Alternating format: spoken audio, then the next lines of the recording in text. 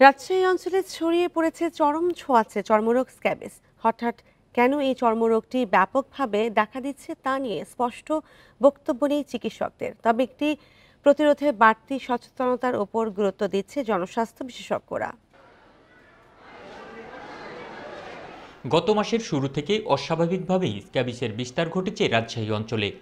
প্রথমে ছোট ছোট গুটি বের হচ্ছে শরীরে, এরপর অসহনীয় চুলকানি, আর ছোঁয়াচে হওয়ায় তা দ্রুত ছড়িয়ে পড়ছে অন্যদের মাঝে।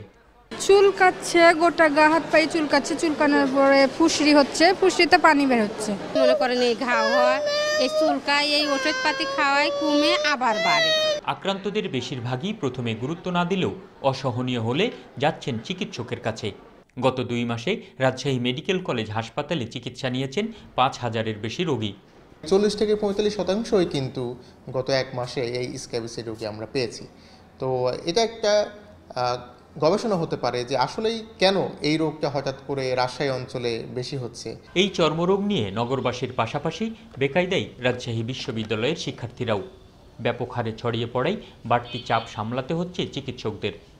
41 থেকে 45 ক্রস করে গেল, তখন চিন্তাই করলাম যে একটা ইউনিভার্সিটি মেডিকেল সেন্টার এই পরিমাণে একদিনে, তো বুঝলাম যে এটা বিষয় তো হয়ে গেছে, এটা মানে ওয়ান কাইন্ড অফ আউটব্রেক হয়ে গেছে স্ক্যাবিজের। চিকিৎসকরা বলছেন স্ক্যাবিসকে অবহেলার সুযোগ নেই, কারণ চিকিৎসার অভাবে শেষ পর্যন্ত এটি প্রভাব ফেলতে পারে কিডনিতে। লং টার্ম যদি এটার এইটা ট্রিটমেন্ট যদি না করে, আলটিমেটলি এই যে ইনফেকশন হয় সেটা সোজা কিডনিতে, এই যে অ্যাকুট গ্লোমেরুলার নেফ্রাইটিস, ওখান থেকে কিডনি ড্যামেজ করে দেবে।